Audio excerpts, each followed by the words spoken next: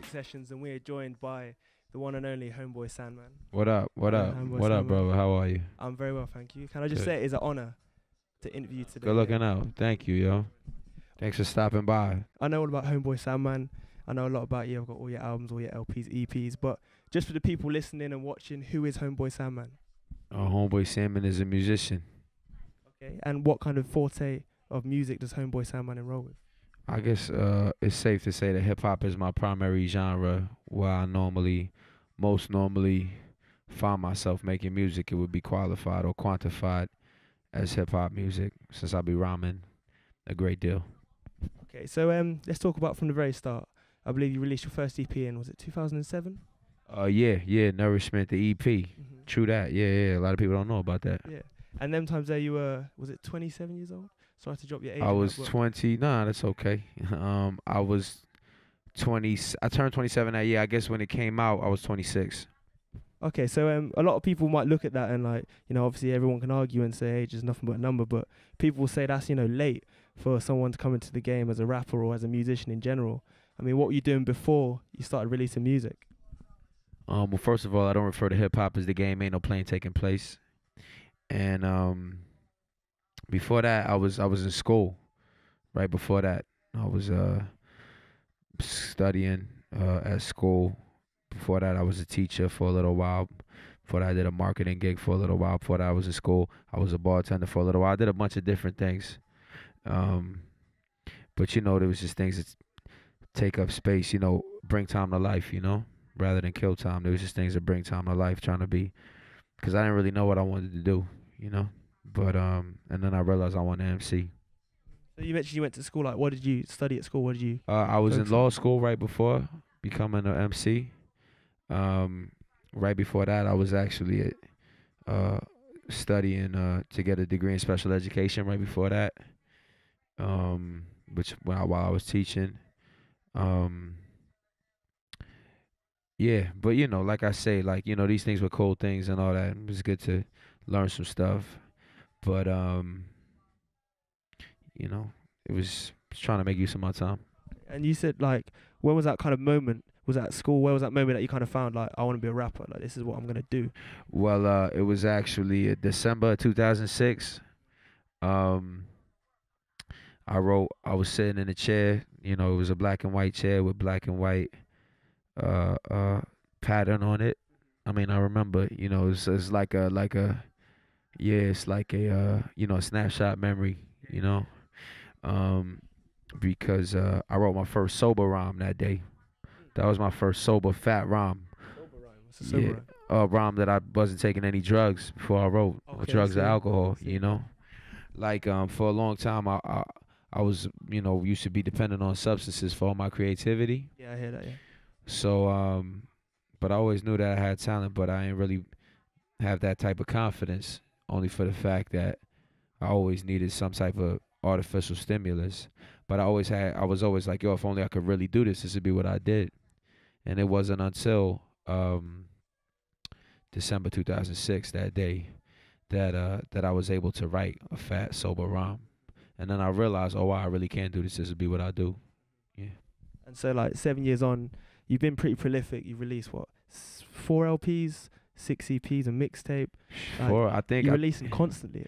We got 5 EP. We got 6 EPs out. 6-1 White Sands. Yeah. 6 of White Sands. I think we got 4 LPs. We got 1 mixtape. And then, a couple other DJs have done some mixtapes and stuff. There's a lot of work, yeah, but I love making music, so. And like the music you make, talking about consistency, like I listen to a lot of your lyrics, a lot of the time you talk about other MCs and how it's almost like I feel like there's a bit of a disappointment in other MCs from like your perspective. Can you tell me more about that? Yeah, well, I feel disappointed sometimes in the stuff that I hear, But there's disappointment everywhere, like as far as hip hop music, I want to hear super gifted cats that are one of a kind talents, That's what I look for when I listen to music. I don't want to hear somebody doing something that everybody can do, So I guess that's on my only disappointment. But to be honest, you know, I'm really blessed to be on tour with I Am Many, to be familiar with Blue, to be familiar with Odyssey, to be familiar with Ka, to be familiar with, I could go on and on, but these are one of a kind talents. So, I'm really familiar with Doom, you know what I'm saying? Like, so I could listen to fat music all the time. So I don't have to even get involved in that disappointing, sector. So talking about, you mentioned many collaborators there. Let's talk about like labels. So I see you signed with Stones Throw in 2009, was it? I mean, how do you feel about working with Stones Throw? Did they give you like an opportunity to be yourself on the label, or did they push you to be a certain kind of someone? Nah, they don't push me they let me be myself, I mean, they understand that I couldn't be nothing but myself.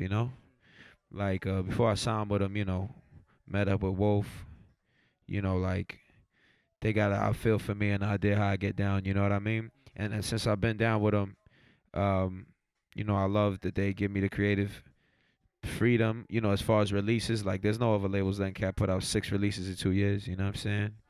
Pressing everything up, And and that goes from the songs that I make to the videos that I do to, this isn't to say they don't have input. And I take Wolf's input, I mean, they all have input, but Wolf in particular, I take his input in mind. You know what I mean? Like, I know he knows music and stuff. But it's never any. It's like, yo, this is my input. This is what I think. This is what I think about this joint, or what should be a single, or whatever the case was.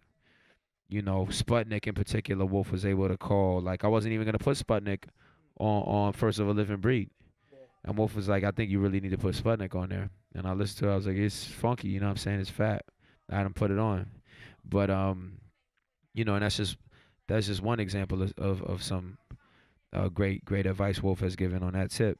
But but it's never like, yo, you gotta do, you have to do something. So it's like, this is what we think you should do. Even right now with Hallways, which is gonna be the full length I'm putting out this summer. Yeah.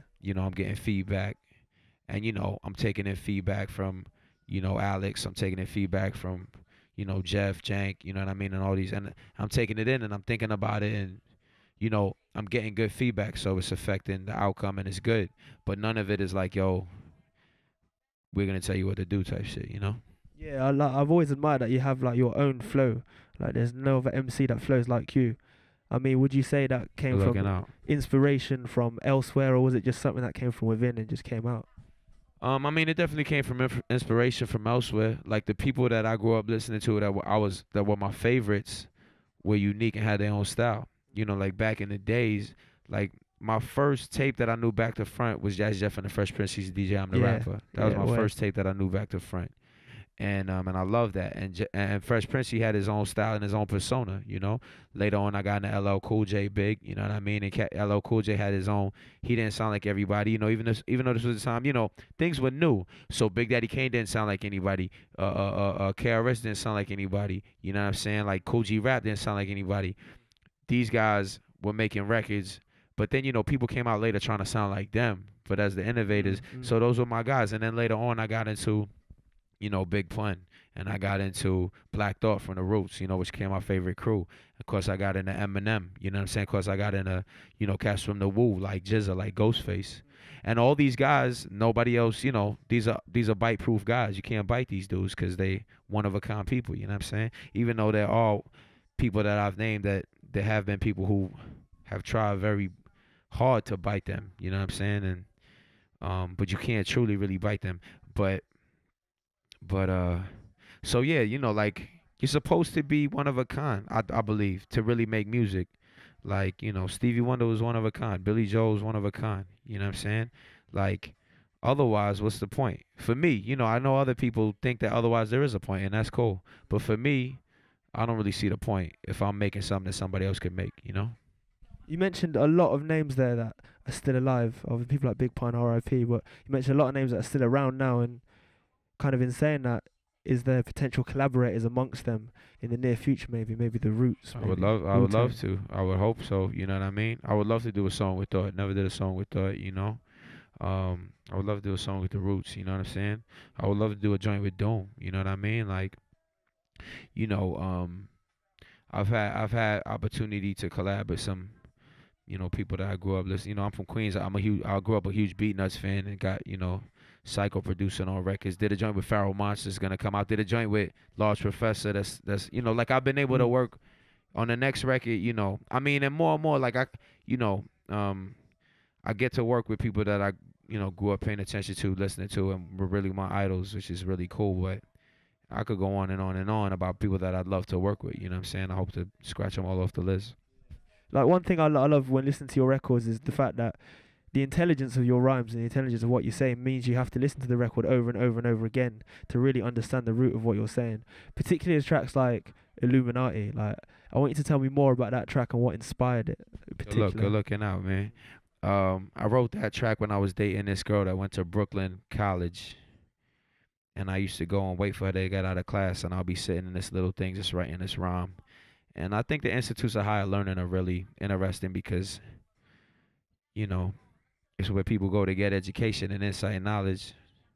But a lot of that insight and knowledge is so skewed, you know what I'm saying? Like all information, like people really believe that they got the information on things because they can look it up on the net and stuff like that. Like, we don't know what the fuck is going on, babe, at all, I believe. Like, I don't know if we know what's going on in another country. We ain't never been there. All this science shit, I don't know this shit. Like, motherfuckers should be making this shit up. Seen it, like, I don't trust these cats.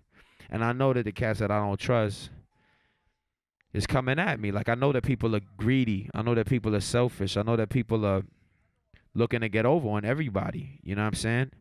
And so that's the mood I was in when I was writing that record, Illuminati. Just, Illuminati has become the word that people use to mean, people that are clandestine with their strategies for taking advantage of everybody. You know what I mean?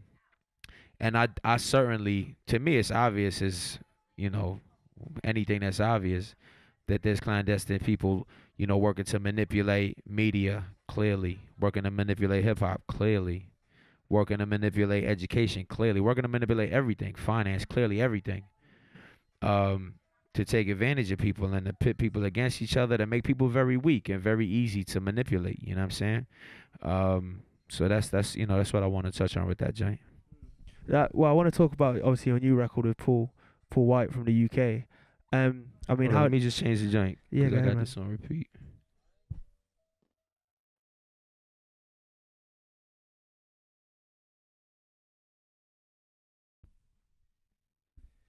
Yeah, so as I'm saying, obviously you're collaborating with Paul White on this new record. I mean, I heard obviously you've collaborated with him before. What brought around the idea to actually release a full EP with him? Well, we have great chemistry. You know what I'm saying? And we did collaborate before. He produced the promo track for First of a Living Breed out. Now he also produced 2 tracks on Chimera, Word to the Mother, and another joint, Look Out, which was crazy. It was the first joint on it. Yeah, and the thing is, like, I never really set out to do anything full, I always just, like, I'm very, like, I need instant stuff, you know what I'm saying? Instant, like, I want stuff right away. So I work song-based. I work like, I'm writing a song. When I'm done, I got to record it. You know what I mean? Like, I haven't even thought about doing whole records. I never have thought about doing whole records. But I just wound up with so many songs that it makes for records, So with Paul, it was like he was sending me beats. We was going back and forth on beats. And then next thing I know, we had all these joints. It was the same with RTNC when we did Cork for the Crescent. It was the same with M. Slago when we did All That I Hold Did. It's the same with Two Hungry Bros. It's the same with J57. It's the same with Six Sense. It's the same with, DJ Spinner. It's the same with Psycho. You know what I'm saying? We doing joints. So we're going to have a bunch of joints. It's the same with John Wayne. You know what I'm saying? Like, these are guys that I'm always making music and they inspire me with their production. So we have a bunch of joints, you know what I'm saying? That's just the way it is, and I gotta get these joints out. And luckily Stone Store is real understanding with that. Talking about the same record, White Sands, there's one track in particular, Echoes, I think it's called. That I really want to know. I listened to it over and over again. I want to know who's that track about, man. Like, well, I don't really know. I mean, that track is a fictional track, you know what I'm saying? But it's based on a homeless woman who I never spoke to. And I guess I never even confirmed that she was homeless. You know what I'm saying? But it's based on a homeless woman that was out and about and then disappeared one day. You know what I'm saying? And it's based on a homeless woman that was out and about and disappeared one day that seemed like she would have caught my eye, caught my mind really, caught my mind. Or I guess the best way to say it would be, the thing about this woman is that this woman could have been a beautiful woman. You know what I mean? In a different circumstance, you know? Yeah. So I never like the things that I talk about her past with her family and all that. Like, this is fictional stuff, but it's true stuff. You know, it's true for many different people. You know what I'm saying? And many, like, these stories of, you know, this path, and I don't even want to call it the wayward path because that's judgmental. Like, at the last verse I said, I never took the time for taking her to breakfast or to the Fertile Crescent. Woe be gone that I never heard a message before she gonna return it to her essence. Like, the whole thing with that is, like, I don't know how people wind up in the situation that they wind up in. Me, I feel like I'm in a very blessed situation, and I'm very lucky to be here. You know what I'm saying? I'm very lucky. I feel very grateful for my talent and opportunities that I get. Like, I see other people, like the subject of that song. I don't look at her like, oh, she fucked her life up or something like that. Like, I don't know what's up with her. I don't know what happened to her. Same shit could have happened to me, but luckily, I lead a charmed life. You know what I'm saying? Yeah. In saying that, like, obviously you mentioned that's a fictional story inspired by real life. I mean, are many of the songs you write kind of that kind of ideology of being a fictional story inspired by real life, or do you more write from real life as such? I mean, I guess I'll mix it up, but primarily I write from real life because, I mean, for the most part, I'm writing about myself. It's stuff that happens to me. But, I mean, there have been songs like Angels with Dirty Faces, like songs where I try to assume other characters is persona, I guess, or not even persona, but perspective. You know, for that, I got to tap into conversations I've had with people that I've known, things that I've seen. You know what I mean? But I guess for any record or for any song that I'm doing where I'm kind of speaking to the perspective of how other people might feel, you know, that's, I guess, you know, OC got the line, my album manifests many things that I saw, that I heard about, but saw firsthand, never word of mouth, which is kind of weird because when you hear about something, it's word of mouth. And he said, you know, but the point is, all firsthand is just like, you know, I like to, my art couldn't come from any place else but me, but there's a lot of it that I intake, you know what I mean? Like, and when I meet people, sometimes there'll be a story that I want to tell that isn't mine, you know what I mean? There'll be something that I feel is important that didn't happen to me in particular, but something that still affects me, something that I still feel a part of, you know what I mean? So, yeah.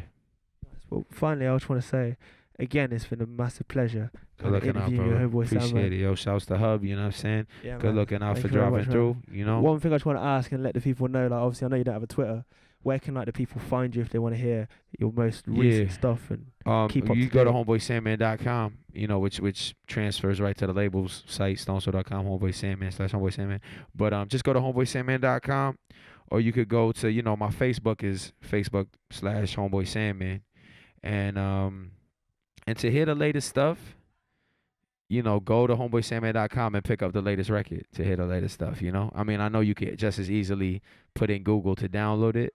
And the most important thing to me is that you listen to it, you know? But the other day, somebody shouted me out, like, you know, you should put your stuff on SoundCloud or on Bandcamp, something like that. Just have some place where people could listen to your whole catalog, you know? And I'm like, people could listen to my whole catalog in their iPod if they go buy the shit. You know what I'm saying? So you want to hear my shit, go buy the shit and listen to it. You know what I'm saying? Or listen to it, but, you know, that's all. Thank you very much, Homeboy Sandman. Good luck with the tour. Peace, yo. Peace, Good man. luck. Thank you.